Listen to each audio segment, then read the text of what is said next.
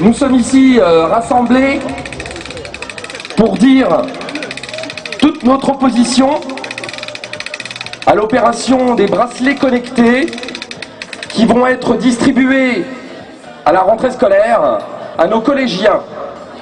Alors, ces bracelets connectés, on ne sait pas qui a décidé vraiment de la chose. Est-ce qu'il y a eu un vote au conseil départemental? Est-ce qu'il y a eu des réflexions, des analyses, des études concernant ces bracelets connectés et puis leurs implications au niveau de nos jeunes? Tout ce que l'on dit, c'est que c'est un prémisse au crédit social. Comme on peut voir en Chine, là-bas, ils ont distribué, ils ont donné des bracelets connectés de ce type-là.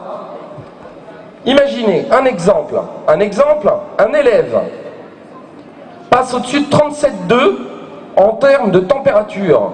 On est sur quelque chose de tout à fait normal chez les enfants. La température, elle monte très rapidement chez les enfants. Et c'est pas parce qu'un enfant a 37,8 qu'il va être malade. C'est tout à fait incroyable.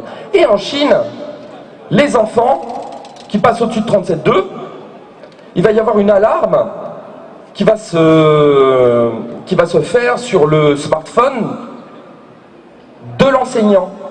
Et il va être envoyé tout de suite aux urgences de l'établissement. Donc, au lieu d'appeler les parents, on est clairement sur quelque chose qui va dégrader purement et simplement l'autorité parentale. Il y a plein de problèmes qui peuvent être déclinés par rapport à ces objets qui ne sont que des gadgets. Jamais la santé physique, la santé mentale des enfants ne pourra être solutionnée par un appareil électronique, par un équipement électronique de cette façon-là. Les problèmes des enfants, que ce soit au niveau santé mentale, que ce soit au niveau santé physique, c'est le job des parents. C'est le rôle des parents. On est en train d'assister à la dépossession de l'autorité parentale, comme je l'ai dit juste tout à l'heure. Et c'est un contrôle social, évidemment. On est tous connectés, tous surveillés. À un moment donné, il faut se dire où partent les données. Donc c'est pour ça qu'on est là.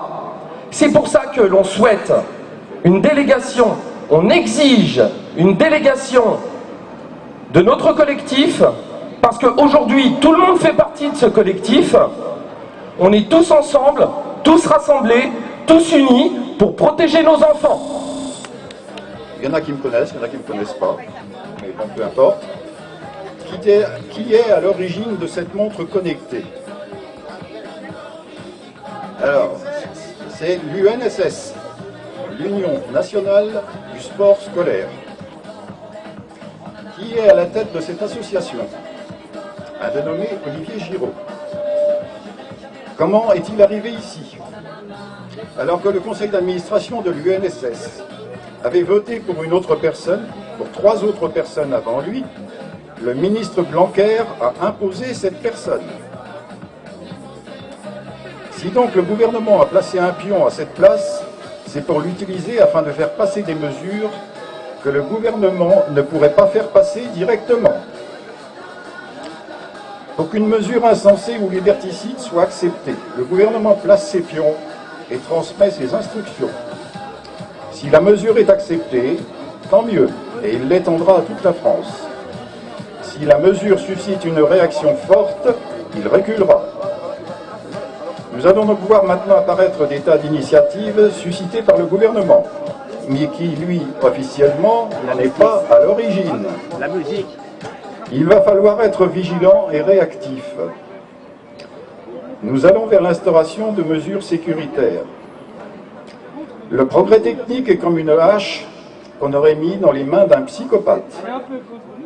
C'est Einstein qui le dit. Nous aurions un gouvernement qui assure la protection de nos libertés et de notre sécurité. Toute question pourrait être débattue.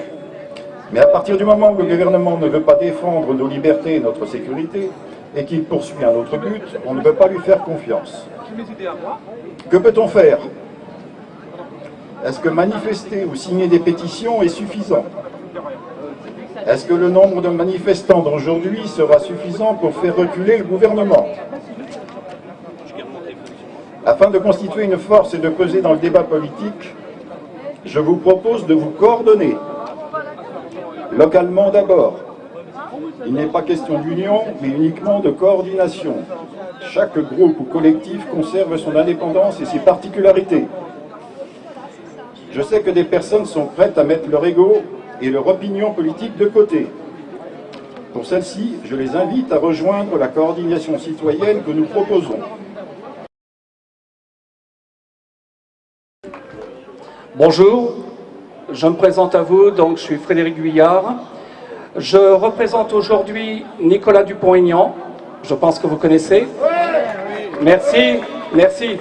Donc Nicolas Dupont-Aignan, député de l'Essonne, président de Debout la France. Sachez que début juillet, donc, nous avons été alertés par notre lanceuse d'alerte, donc Cécile Baldegessé, qui habite dans la Sarthe, notre vice-présidente. Bon, Cécile n'a pas pu venir aujourd'hui, donc je représente Nicolas Dupont-Aignan et Cécile Baldegessé. Ce combat pour nos libertés, d'accord? Donc c'est vraiment le maître mot, le moteur chez nous, vous le savez. Donc il est très important que nous soyons là avec vous, que je sois présent parmi vous. Sachez que vous avez tout notre soutien.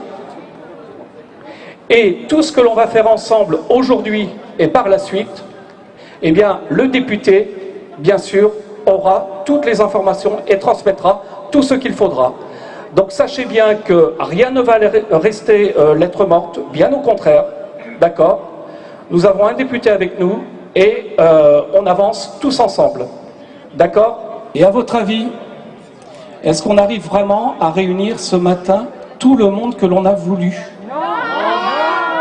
D'accord? Donc, je veux attirer votre attention sur le phénomène suivant. C'est qu'en fait, on remarque, et puis c'est pas méchant ce que je dis, mais c'est une constatation, on remarque qu'autour de nous, les gens en fait sont de plus en plus amorphes. D'accord? Ils acquiescent tout ce qu'on leur dit. Ils ne raisonnent plus. Donc s'il vous plaît, tranquillement, gentiment, expliquez la cause. Expliquez ce qu'il se passe ce matin. On fait ça depuis des mois. Oui, comme tu dis, on fait ça depuis... Mais tu sais, il faut qu'on insiste, il faut qu'on continue. D'accord? Ils sont plus endormis, ils sont dans le coma. Il faut bien faire comprendre déjà aux parents concernés que leurs enfants, dès la rentrée, ils sont tracés à la culotte. Déjà ça. En tant que parent, vous en tant que parent, vous acceptez qu'on suive vos gamins? Moi non. Je vous prends un deuxième exemple, parce qu'on peut aller beaucoup plus loin dans le principe. Donc aujourd'hui, on va suivre nos gamins. Ok. Et demain, imaginez la chose suivante. Alors je suis dans l'imagination. Mais vous savez, avec ceux qui nous dirigent, on peut s'attendre à tout. Vous êtes d'accord avec moi? Oui. Merci. Imaginez qu'un jour, nos dirigeants nous disent « Oh, en France, on n'a pas assez d'enfants. » Pourquoi pas? Je suis dans l'imaginaire. Eh bien là, qu'est-ce qu'on va nous dire? Mesdames, il faut que vous fassiez 3 enfants. Ou 4 enfants. Où est votre liberté, mesdames, messieurs? Où est votre liberté en tant que parents? On va vous dire, allez, il faut 3 enfants, il faut repeupler la France. Excusez-moi, mais là, vous allez devenir quoi, mesdames? Vas-y, viens le dire. Vas-y, va le dire, va le dire. Des poules pondeuses. D'accord? Pucé! Il faut bien qu'on ait ça en tête. Diffuser un maximum. Et la prochaine fois qu'on se revoit, vous venez tous au minimum avec une personne. C'est-à-dire que là, si on est 200, la prochaine fois, on est au minimum 400, voire beaucoup plus. Vous êtes d'accord avec moi? Oui! On n'a pas 4 ans à perdre. Le diagnostic, on le connaît. Trop d'écran, trop de malbouffe, pas assez d'activité nature sportive. Donc, les solutions, nous les avons. Moins d'écran, limiter la nourriture ultra transformée en donnant à manger des choses de qualité à nos enfants, et plus de sport et d'activités en pleine nature. Donc, rajouter de la connexion à une hyper-connexion, je pense qu'on fait fausse route. Mais là, nous n'avons pas de temps à perdre. C'est maintenant, c'est pas dans 4 ans qu'il faut faire quelque chose. C'est pas vrai qu'ils sont comme des moutons et qu'ils se laissent faire. Les citoyens, ils pensent tout simplement qu'on ne peut rien faire pour changer cette marche inéluctable du tout numérique. Moi, je pense au contraire qu'on constitue une grande force et qu'il faut faire confiance, nous faire confiance. Et quand on met « nous ne sommes pas des cobayes », effectivement, on n'a pas envie de ce système-là. Nous, les solutions, comme disait le docteur Françoise Bénard, on les a. Ce bracelet ne va pas réduire la fracture scolaire, ne va pas réduire la fracture sociale, ne va pas faire en sorte qu'il y ait plus de professeurs à la rentrée pour s'occuper d'eux, faire en sorte que tous les ophtalmologues le disent, il y a une recrudescence de la myopie, il y a une recrudescence de toutes les maladies donc dues à la malbouffe. Donc les solutions, on les a et ça passera pas par le bracelet, par ce bracelet. Donc c'est pour ça, moi je persiste à dire, nous ne sommes pas des cobayes, nous ne voulons pas de cette expérimentation coûteuse, inutile et stérile.